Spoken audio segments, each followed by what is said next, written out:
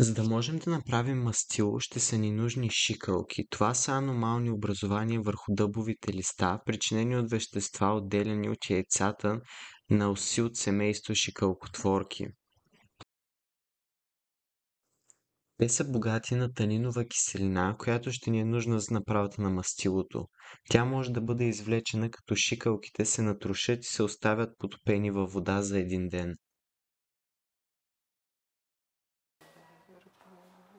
Таниновата киселина може да бъде и направо закупена от винарски магазин. С нея правим разтвор на око.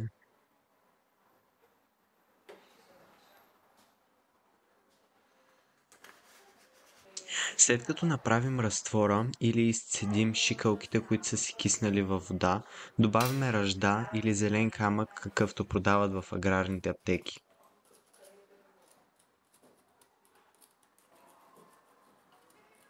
Железните иони в тези съединения реагират с танина, при което се получава комплекс, който е с черен цвят.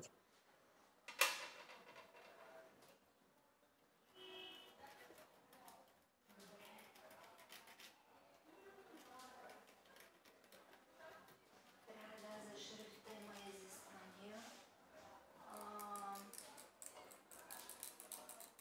По-недобър по принцип казва, че трябва да е неутрален сив.